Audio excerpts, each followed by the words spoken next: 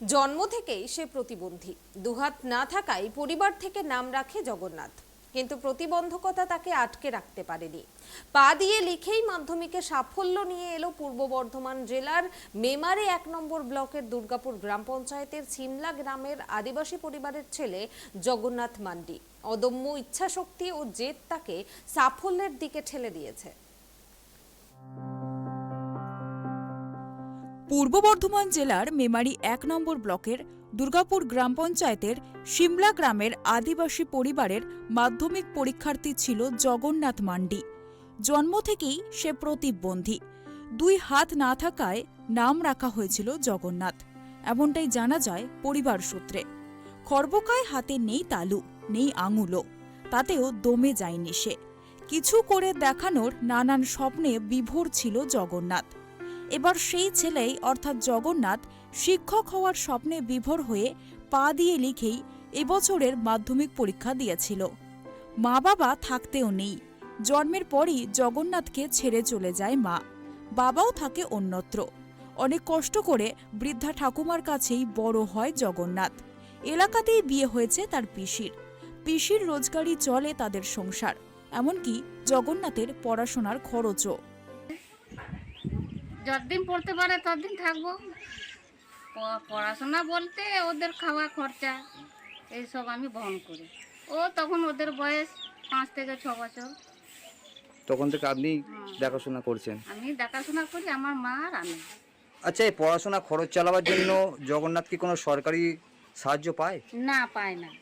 তা সরকারের কাছে কি কোনো আবেদন রাখবেন? হ্যাঁ, আমাদের আবেদন তো আছে, তাই যে দিলে ভালো হয়। সরকার থেকে সাহায্য করলে ওর একটু খরচাপাতি। কারোর সাথে যোগাযোগ করেছিলেন? যোগাযোগ আমরা করিনি। এবার বাবা কি করেছিল না করেছিল আমরা জানি না। নিজে প্রতিবন্ধী, ঘরেতে অভাব, কিন্তু অদম্য ইচ্ছাশক্তি ও অদম্য জেদের জোরে সমস্ত প্রতিকূল প্রতিবন্ধকতাকে দূরে সরিয়ে গ্রামের প্রাথমিক শিক্ষার গণ্ডি পার করে নদীপুর ভূপেন্দ্র স্মৃতি বিদ্যা মন্দিরের এবছরের মাধ্যমিক পরীক্ষার্থী ছিল জগন্নাথ। এবার সেই জগন্নাথই শিক্ষক হওয়ার স্বপ্নে বিভোর হয়ে পা দিয়ে লিখেই এবছরের মাধ্যমিক পরীক্ষা পাশ করে।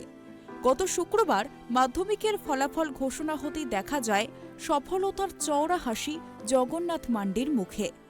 আর আশার থেকেও ভালো রেজাল্ট হয়েছে না আশার মতো রেজাল্ট হয়নি? কোনটা? আশার মতো হয়নি। আরো বেশি নাম্বার পেতে তুমি আশা করেছিলে। দিনে কতক্ষণ পড়াশোনা করতে? 4-5 ঘন্টা। কোনো শিক্ষক ছিল, গৃহশিক্ষক মানে প্রাইভেট? হ্যাঁ ছিল। কজন ছিল? 3-4 জন। সব থেকে বেশি পড়াশোনার ক্ষেত্রে হেল্প কার কাছে পেয়েছে? স্যারদের কাছে। স্যার, স্কুলের স্যার না প্রাইভেট স্যার? স্কুলের স্যার, প্রাইভেট স্যার। আগামী দিনে কি হওয়ার ইচ্ছা? শিক্ষক। কেন শিক্ষক হওয়ার ইচ্ছা কেন? আর কি আমার মতন যারা আছে তাদের পাশে দাঁড়াতে চাই। মানে তুমি যদি হাতে লিখতে পারতে এর থেকে আরো ভালো রেজাল্ট করতে, এমন কি মনে করো তুমি? হ্যাঁ, ওরকমই হয়তো। আর তুমি স্কুল যাতায়াত করতে কিভাবে? হেঁটেই যেতাম। এই যে রেজাল্ট করেছো, এত ভালো রেজাল্ট, মানে স্কুলের শিক্ষকেরা বা গৃহশিক্ষক যারা ছিল তারা কি বলছেন? কতটা খুশি তারা? তারা অনেকটাই খুশি। তোমার মতো যারা প্রতিবন্ধী আছে, যারা আগামী দিনে মাধ্যমিক দেবে, তাদের উদ্দেশ্যে কি বলবে? তারা যেন ভালো করে পড়াশোনা চালিয়ে যাক, আর মনও ভরা আর কি ভেঙে না ফেলে। জগন্নাথের এই সাফল্যেতে শিক্ষক শিক্ষিকা, পাড়া প্রতিবেশী সকলেই খুবই খুশি। ছোট থেকে আপনাদের পাড়ায় বড় হয়েছে, তা আজকে জগন্নাথ মান্ডি মাধ্যমিকে একটা বড় পরীক্ষা জীবনে, সেখানে ভালো একটা রেজাল্ট করেছে, কতটা খুশি আপনারা? গোটাটাই খুশি আমার। গোটা হ্যাঁ, পাড়ার লোকের। হ্যাঁ, ছেলেটা ওই হাত নেই, সেই ছেলেটা পায়ে করে লিখে যখন রেজাল্ট পেয়েছে ভালো, তাহলে খুশি তো পুরোটাই খুশি। শিক্ষক হওয়ার স্বপ্ন রয়েছে জগন্নাথের। পরবর্তীতে পড়াশোনা করে আরও এগিয়ে যেতে চায় জগন্নাথ। ফলে সরকারি সাহায্যের আশায় রয়েছে তার পরিবার।